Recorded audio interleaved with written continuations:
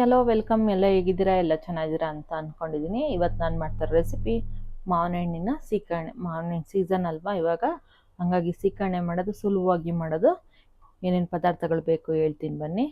ನೋಡಿ, ಮಾವಿನ ಹಣ್ಣು ಸೀಕರಣೆ ಆಗಿದೆ. ಸಿಂಪಲ್ಲಾಗಿ ಮಾಡ್ಬೋದು.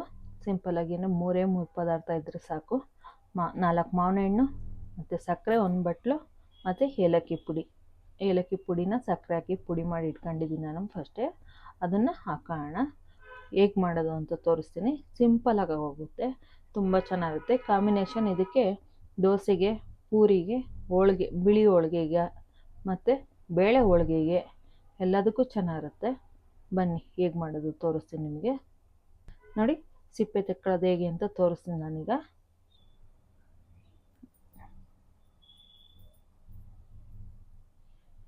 ನೋಡಿ, ಈ ರೀತಿ ಸಿಪ್ಪೆ ತೆಗೆದ್ರೆ ನಿಮಗೆ ಹಣ್ಣು ವೇಸ್ಟ್ ಆಗಲ್ಲ. ನೋಡಿ, ಈ ರೀತಿ ಸಿಪ್ಪೆ ತೆಕ್ಕೊಳ್ಳಿ. ತೆಕ್ಕೊಂಡು ಬಂದ್ಬಿಡ್ತೀನಿ. ಸಿಪ್ಪೆ ಎಲ್ಲದು ತೆಕ್ಕೊಂಡು ಬಂದು ತೋರಿಸ್ತೀನಿ ನಿಮಗೆ. ಹಣ್ಣು ಸಿಪ್ಪೆ ಎಲ್ಲ ತೆಕ್ಕ ಬಂದ್ಬಿಡ್ತೀನಿ. ಹಣ್ಣು ಕಟ್ ಮಾಡೋದು ಹೇಗೆ ಅಂತ ತೋರಿಸ್ತೀನಿ ನಿಮಗೆ. ಈಸಿ ಆಗುತ್ತೆ. ನೋಡಿ, ಎಲ್ಲ ಹಣ್ಣು ಸಿಪ್ಪೆ ತೆಕ್ಕ ಬಂದಿದ್ದೀನಿ. ಹಿಂಗೆ ಉಂಡೆ ಸಮೇತ ಇದ್ದಂಗೆ ಹಣ್ಣು ಸಿಪ್ಪೆ ತೆಕ್ಕ ಬಂದಿದ್ದೀನಿ. ಹೆಚ್ಚಕ್ಕೆ ಈಸಿ ಆಗುತ್ತೆ. ನೋಡಿ, ಈ ರೀತಿ ಹಣ್ಣು ಮೇಲೆ ಹೆಚ್ಕೋಬೋದು.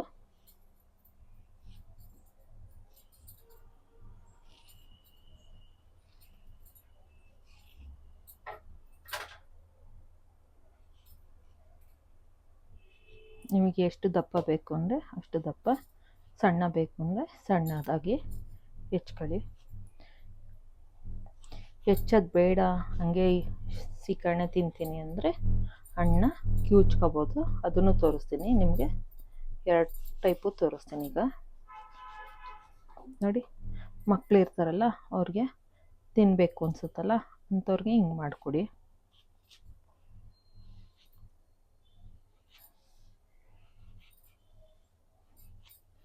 ಹಣ್ಣು ತಿನ್ನೋಕ್ಕೆ ಇಷ್ಟಪಡೋರಿಗೆ ಹಿಂಗೆ ಮಾಡಿಕೊಡಿ. ಇಲ್ಲ ಅಂದರೆ ಸ್ಮೂತಾಗಿರಬೇಕು, ಹಣ್ಣು ಕಚ್ಚಿ ತಿನ್ನಂಗೆ ಬೇಡ ಅಂತ ಅನ್ನೋರಿಗೆ ಕಿವುಚಿ ಕೊಡಿ. ಕಿವುಚೋದು ತೋರಿಸ್ತೀನಿ ನಿಮಗೆ.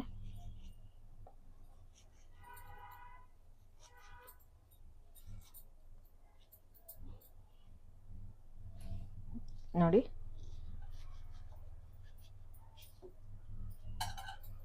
ಈ ರೀತಿ ಹೆಚ್ಚೋಗೋ ಕೈ ಹುಷಾರು. ನೋಡಿ, ಹಣ್ಣನ್ನು ಹೆಚ್ಕೊ ಬಂದ್ಬಿಡ್ತೀನಿ ಈಗ. ನೋಡಿ, ಈ ರೀತಿ ಪೂರ್ತಿ ಕ್ಲೀನಾಗೆ ನೋಡಿ ಎಷ್ಟು ನೀಟಾಗಿ ಬಂದಿದೆ. ಹೆಚ್ಚಿರೋದು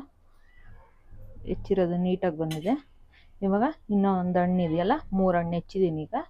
ಇನ್ನೂ ಒಂದು ಹಣ್ಣು ಇದೆಯಲ್ಲ, ಅದನ್ನು ಕಿವುಚ್ಕೊಳ್ಳೋದು ತೋರಿಸ್ತೀನಿ. ನೋಡಿ, ಈ ರೀತಿ ಕಿವುಚ್ಕೊಬಿಡಿ. ಇದು ಚೆನ್ನಾಗಿರುತ್ತೆ ಹಿಂಗೂ ಮಾಡಿದ್ರು. ನೋಡಿ, ಈ ರೀತಿ ಕಿವುಚ್ಕೊಂಡ್ರೆ ರಸ ಚೆನ್ನಾಗಿರುತ್ತೆ.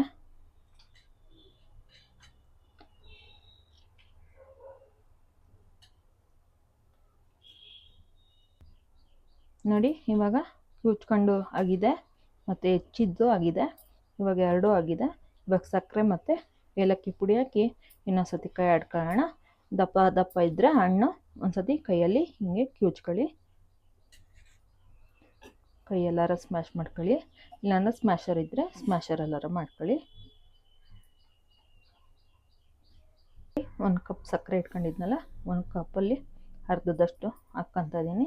ಯಾಕೆಂದರೆ ಮಾವಿನ ಹಣ್ಣು ತುಂಬ ಸ್ವೀಟಾಗಿದೆ, ಹಾಗಾಗಿ ಅರ್ಧದಷ್ಟು ಹಾಕ್ಕೊತಾ ಇದ್ದೀನಿ. ನೋಡಿ, ಮತ್ತು ಏಲಕ್ಕಿ ಪುಡಿನೂ ಹಾಕ್ಕೊತಾ ಇದ್ದೀನಿ. ನೋಡಿ, ಏಲಕ್ಕಿ ಪುಡಿ ಹಾಕ್ತಾಯಿದ್ದೀನಿ. ಏಲಕ್ಕಿ ಪುಡಿ ಹಾಕಿ ಕೈ ಆಡಿದ್ರೆ ರೆಡಿಯಾಗಿದೆ ಸೀಕರಣೆ. ನೀವು ಮಾಡ್ಕೊಳ್ಳಿ, ನಿಮ್ಮ ಮನೆಯವ್ರಿಗೂ ಮಾಡಿಕೊಡಿ.